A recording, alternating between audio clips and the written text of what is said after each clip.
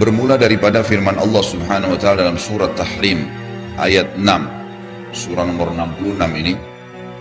A'udzu billahi minasyaitonir rajim. Ya ayyuhalladzina amanu qu anfusakum wa ahlikum naran waquduha an-nasu wal hijaratu 'alaiha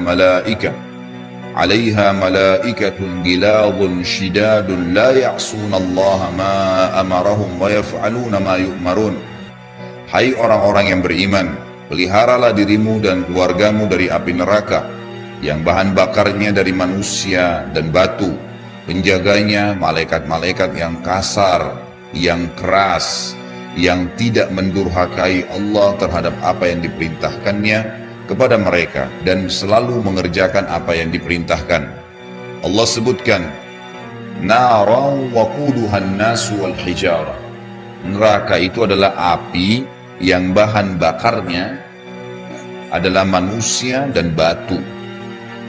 Jadi manusia-manusia yang hangus, terbakar, mereka tidak mati, mereka tergeletak di atas batu-batu yang sudah membara.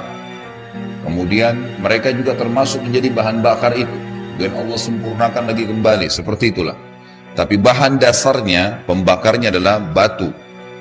Plus lagi, dijaga oleh malaikat-malaikat, makhluknya Allah SWT yang jumlahnya jauh lebih banyak daripada manusia dan kekuatannya jauh lebih besar daripada manusia.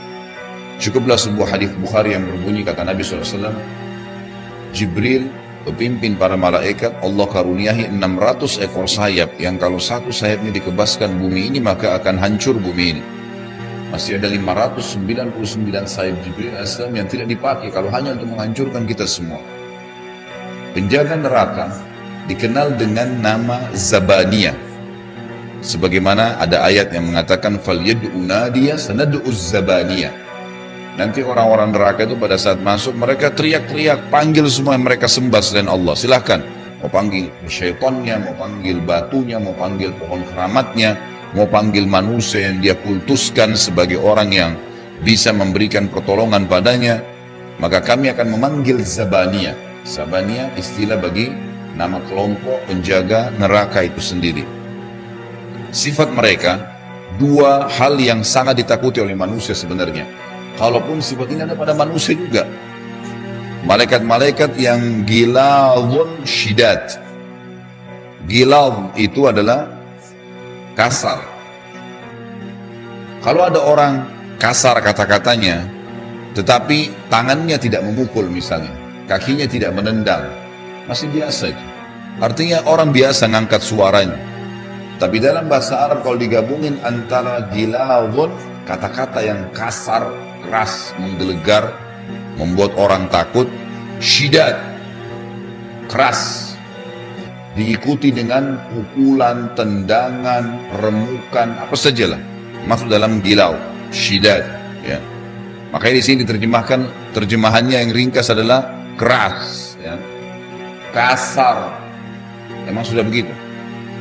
Dan malaikat-malaikat ini memang Allah ciptakan begitu, tidak ada toleransi. Tidak ada sama sekali ya negosiasi. Habis sudah ceritanya semua. Sampai nanti akan kita pelajari bagaimana ahli neraka nanti akan memanggil Malik, pimpinan malaikat yang menjaga neraka, sambil mereka meminta, wahai Malik, mintalah kepada Tuhanmu Allah agar bisa meringankan untuk kami azab sehari. Di dalam sebuah hadis dikatakan Malik tidak menjawab mereka 500 tahun. Didiami, dibiarkan saja. Tersiksa baru dijawab. Jawabannya pun Malik nanti setelah 500 tahun, bukankah sudah datang kepada kalian para utusan Allah, tapi kalian yang cengkal, keras kepala, nggak mau, sampai mau meninggal pun masih dikasih kesempatan taubat juga nggak mau. Nah ini rasain sekarang. Sudah disiksa sampai 500 tahun sekian, kemudian jawabannya pun malaikat seperti itu. Bukan sifat ini berarti buruk bagi malaikat itu, ya bukan. Karena malaikat sifatnya Allah tutupi. Allah mengatakan, maksudnya Allah tutup ayat ini dengan menyebutkan tentang sifat mereka. Kenapa mereka kasar dan keras tadi?